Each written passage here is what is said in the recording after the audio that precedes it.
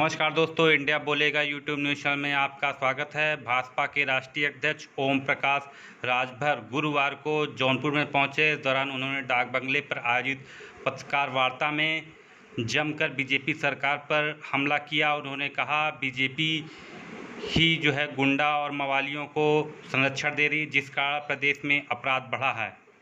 बिना पूछे बेच रहे हैं तो उस पर रोक लगने के लिए आप भी आवाज उठाओ कि हमारी संपत्ति आप न बेचो। आरक्षण के बारे में आप क्या कहना चाहते हैं? सीबीआई का चीफ गुजराती, आरबीआई का चीफ गुजराती, गृह मंत्री गुजराती, प्रधानमंत्री गुजराती, कारपोरेट घराना सब के सब गुजराती, देश का रुपया बैंकों से लूट के भागने वाले सब के सब गुजराती। अभी 50 डिफाल्टर कर्जा माफ किया देश के प्रधानमंत्री नरेंद्र मोदी जी ने 50 गुजरातियों का माफ किया 68,607 करोड़ रुपया।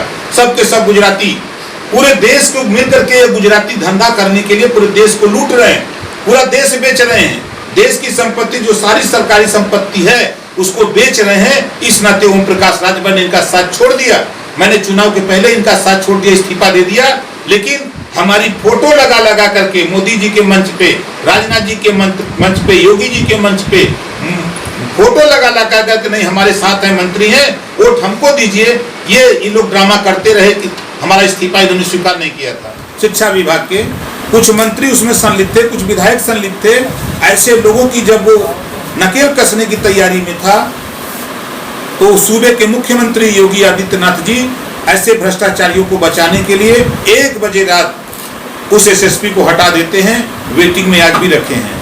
अभी आपने देखा कानपुर का, ठीक उसी तरह कानपुर में बालिका गृह में जो ईमानदार अफसर जांच किया, जब पहुंचा मंत्रियों, विधायकों और अधिकारियों के सामने जब पहुंचा मामला कि अब वो गिरफ्त में होंगे तो उस वहां से जांच अधिकारी को हटा दिया जाता है।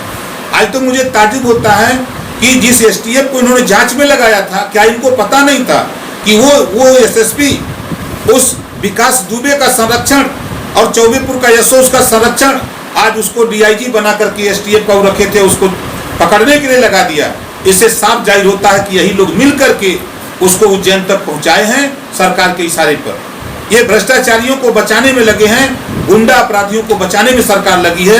अभी एक बेचारा रिक्शा वाला दिल्ली में, एक रिक्शा यूपी का एक रिक्शा वाला लखनऊ में, वो अपनी सवारी रोजी रोटी के लिए सवारी ढो रहा था, 21 लाख का जुर्माना लगा दिया। बाहर योगी जी, इतने बड़े महात्मा हो कि रिक्शा चालक को आपने, उसकी क्या गलती, क्या कसूर था? वो तो बेचारा अपनी जीविका के लिए 10 रुपया मिल जाएगा तो परिवार चलाऊंगा, उसको 21 लाख का जुर्माना आपने लगा करके ये साबित कर दिया है कि गरीबों को मारने पर आप तुले हो, अपराधियों को, भ्रष्टाचारियों को आप बढ़ाने में लगे हो। साथियों को ओम प्रकाश राजभर का नमस्कार। आज आपके सामने लगभग 3 महीने के बाद आप लोगों के सामने उपस्थित हुए हैं, जो कि हम लोगों ने एक भागीदारी संकल्प मोर्चा बनाया जिसमें 8 पार्टी के लोग हैं। माननीय बाबू सिंह कुशवाहा जी, श्रीमती कृष्णा पटेल जी, अनिल चौहान जी, बाबूराम पाल जी, प्रेमचंद प्रजापति जी, रामधनी बिंद जी, रामकरण कश्यप सहित हम लोग 8 लोग मिलकर के भागीदारी संकल्प मोर्चा बनाए हैं और उत्तर प्रदेश में 403 सीटों पर चुनाव लड़ने की हम लोग तैयारी। जो आज प्रदेश की हालत है, हम आप लोगों का ध्यान कानपुर की ही तरफ ले चलें।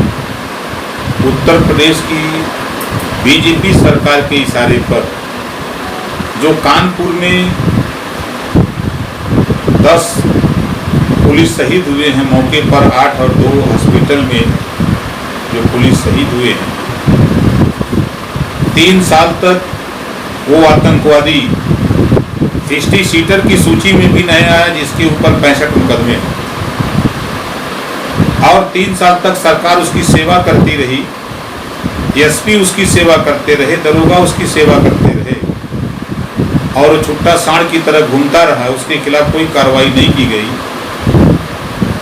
और जब उसके द्वारा पुलिस के ऊपर कार्रवाई की गई है, तब उत्तर प्रदेश की पुलिस जो कुछ ऐसे अधिकारी हैं और सरकार की मिली भगत से उसे मध्य प्रदेश पहुंचाया गया है और नौटंकी के तहत उसको मध्य प्रदेश में हाजिर कराया गया।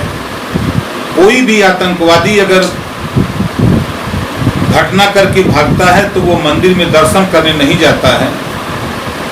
ये देश के इतिहास में पहली घटना जो मेरे संज्ञान में है कि 10-10 सिपाही को शहीद करने वाला व्यक्ति दर्शन करके मंदिर में गिरफ्तारी दे। ये साफ जाहिर होता है कि मध्य प्रदेश में बीजेपी की सरकार, उत्तर प्रदेश में बीजेपी की सरकार, ये मिली भगत से उसकी गिरफ्तारी हुई। पूरे उत्तर प्रदेश में लगभग 62 मुकदमे पत्रकार भाइयों के ऊपर हुए। कोई भी व्यक्ति सही बात बोल दे, सरकार को सही आईना दिखा दे तो उसके खिलाफ मुकदमा। आज पूरे उत्तर प्रदेश में जो नारा दिया था बीजेपी ने, ना गुंडा राज न भ्रष्टाचार, अब तो ना हट गया, भ्रष्टाचार और गुंडा राज हो गया। लूट, हत्या, डकैती, बलात्कार चरम सीमा पर हो गया है। पुलिस मनमान है, अधिकारी मनमान है। अभी मैं अम्बेडकर नगर था, 10 करोड़ रुपए का घोटाला सामने आया है खाली एक विभाग में। आज वहाँ अखबार में चल रहा है 95 विभाग में, हर विभाग में घोटाले, अधिकारी मनमान लूट रहे हैं। ये पूर्ण रूप से ये सरकार चल रही है। ये सरकार माफियाओं को शरण दी है, अपराधियों को शरण दी है, भ्रष्टाचारियों को भ्रष्टाचार करने की छूट दे रखी है। इसको लेकर के हम लोगों ने देश को, प्रदेश को बचाने के लिए हम लोगों ने भागीदारी संकल्प मोर्चा बनाया है कि गरीबों के पैसे से जो टैक्स गरीब देता है, देश के टैक्स के पैसे से बना हुआ रेलवे लाइन, बना हुआ रेलवे स्टेशन, बना हुआ बस अड्डा, ये सारी की सारी संपत्ति जो 2014 के पहले देश के प्रधानमंत्री जी, गृह मंत्री जी और रक्षा मंत्री जी, बीजेपी के तमाम नेता भाषण देते थे, हम देश बिकने नहीं देंगे। रेलवे बेच दिया, बैंक बेच दिया, LIC बेच दिया, एयरपोर्ट बेच दिया, ये 23 विभाग बेच दिए। कोरोना महामारी में देश कोरोना से जूझ रहा है और बीजेपी, भारतीय झूठ पार्टी, हिंदू मुसलमान करने में जूझ रही थी। बीजेपी को जब वेंटिलेटर खरीदना था, PPE किट खरीदना था, मास्क खरीदना था, तो मध्य प्रदेश में ये विधायक खरीद रहे थे। जब कोरोना को रोकने की तैयारी करनी थी, तब ये सरकार डोनाल्ड ट्रंप को गुजरात में लाके अहमदाबाद में उनका स्वागत करने में लगी हुई थी। इन तमाम चीजों को देख करके आज पूरे प्रदेश में पिछड़ों के साथ, वंचितों के साथ, गरीबों के साथ, दलितों के साथ जो नाइंसाफी हो रही है, इसको लेकर के हम लोगों ने भागीदारी संकल्प मोर्चा बना करके हम लोग जनता के बीच में, आप लोगों के सहयोग से, आप लोगों के द्वारा जनता के बीच में ये संदेश देना चाहते हैं कि आप बीजेपी को, भारतीय झूठ पार्टी को देख रहे हैं, समाजवादी पार्टी को आपने 4 बार देखा है, बसपा को आपने 4 बार देखा है, कांग्रेस को भी देखा है, और भागीदारी संकल्प मोर्चा की साफ साफ सोच है, जितना जिसकी भागीदारी उतना उसकी हिस्सेदारी। समान शिक्षा लागू हो, देश एक है, संविधान एक है, प्रधानमंत्री एक, 2 तरह की शिक्षा क्यों? हम समान शिक्षा और स्नातकोत्तर तक गरीबों को मुफ्त और अनिवार्य शिक्षा दिलाने के लिए हम लोगों ने भागीदारी संकल्प मोर्चे का गठन किया। स्वास्थ्य के संबंध में आज कोरोना जैसी महामारी में सरकार को तमाम ऐसे गरीब कमजोर बेचारे भटक रहे हैं, अस्पतालों तक नहीं पहुंच रहे हैं, लेकिन सरकार का ध्यान उधर नहीं है। सरकार का ध्यान देश कोरोना जैसी महामारी में जूझ रहा है और बीजेपी, भारतीय झूठ पार्टी वर्चुअल रैली कर रही है। 72,000 LED लगा करके 144 करोड़ रुपया खर्च किया बिहार की रैली में। जब गरीब दूसरे प्रांतों में जो रोजी रोटी की तलाश में गया था, लौट रहा था, उस समय इनके पास पैसा नहीं था कि ट्रेन चला करके उनके घर तक सकुशल पहुंचाया जाए, बस चला के पहुंचाया जाए। आज उनके पास पैसा आ गया, अब रैली घूम करके शुरू कर दिए। देश कोरोना से लड़ रहा है, ये वोट के लिए लड़ रहे हैं कि हमको वोट दीजिए। ये पूरे देश में रैली करके सिर्फ वोट की बात करते हैं। जब 500 कोरोना मरीज थे तब इन्होंने ट्रेन नहीं चलाई।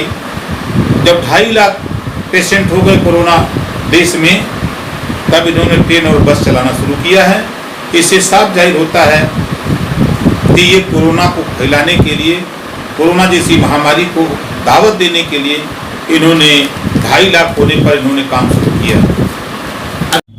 अगर आपको हमारा चैनल इंडिया बोलेगा अच्छा लगता है तो यूट्यूब पे जाके लाइक कीजिए, सब्सक्राइब कीजिए, कमेंट करिए, शेयर करना मत भूलिए।